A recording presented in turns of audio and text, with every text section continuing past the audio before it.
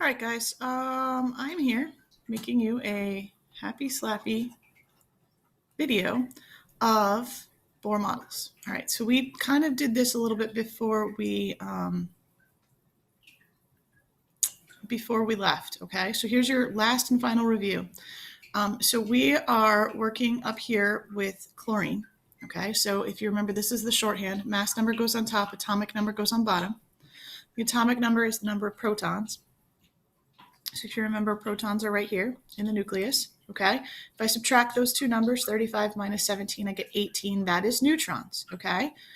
Because the atom is balanced, we have 17 electrons, okay? So positive plus negative balance, okay? So down here, I have the nucleus drawn in, okay? And then there are energy levels. Now, they have actual names, and yes, they start with K, and they go through the alphabet, okay? It doesn't matter so much that you are remembering those names right now, okay? Oh gosh, undo. Okay, put it on pointer. There we go. All right, so the first shell can hold 2. See, they have it right here, 2, 8, 8, and then it goes, if you remember, 18, 18.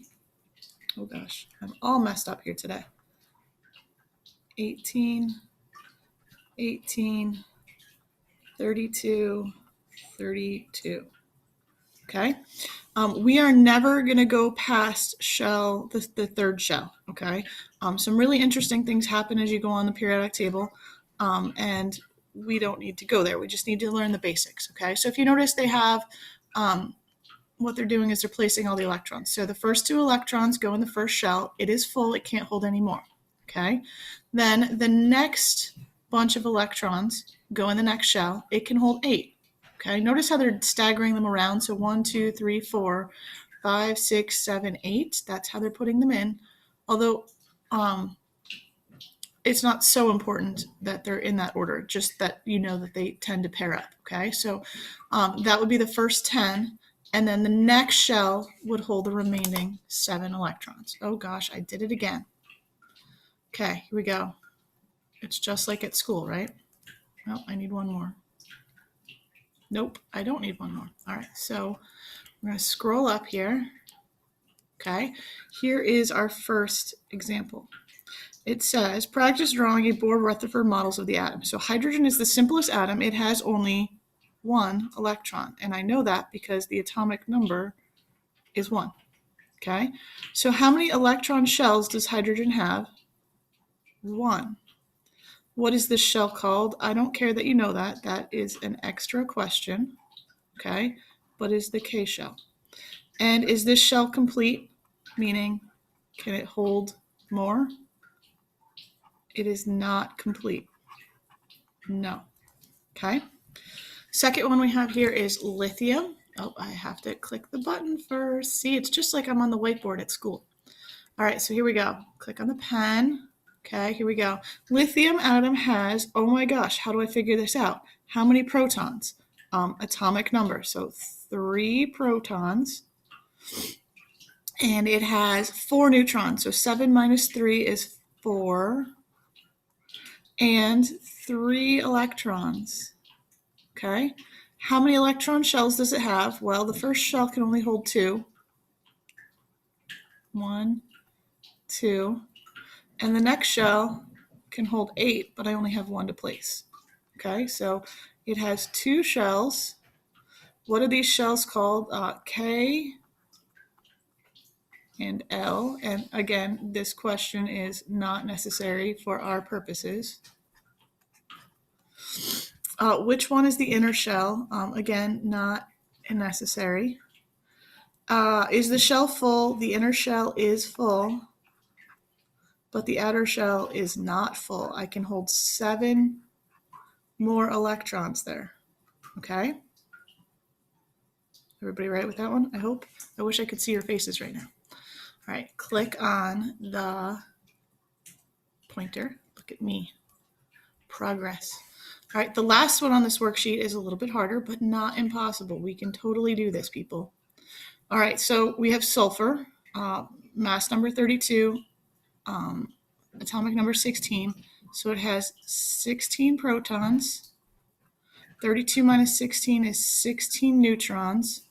Okay, so that makes it also have 16 electrons because the plus and the minus is balanced. Okay, I don't know how many shells I have. I have to place the electrons first. So 1, 2, oh gosh, I keep hitting the left button. 3, oh gosh, 3, 4, 5, 6. Let me see if I can erase that.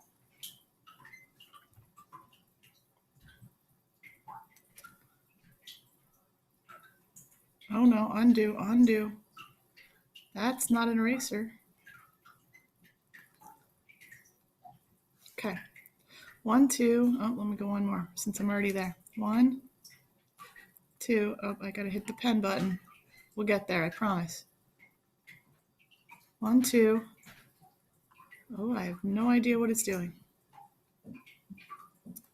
Zoom out.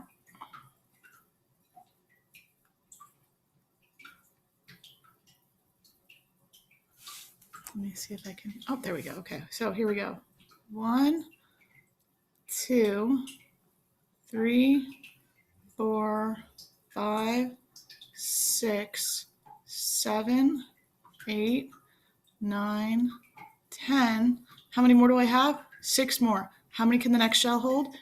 It can hold up to 8. So all 6 are going to go here. 1, 2, 3, 4, 5, 6.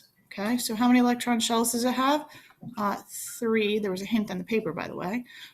This is extra. That's a chemistry question. How many electrons does the inner shell have? It has 2. The second shell is called L, but again, we don't need to know that right now. How many electrons does it have? It has 8. What is the third shell called? Again, we don't need to know that. That is KLM. M would be the third one. And how many electrons does it have? 6. Is this shell full? No. Okay, this is really important because the most stable configuration for an element is to have the outer shell, the valence shell, full. Okay, and then the very next most stable thing is to have 8. It's called the octet rule. It's a really important rule in chemistry. And basically elements will do what it takes to fill the shell. Some of them will give up some electrons and some of them will take extra electrons just to make sure it works. Okay.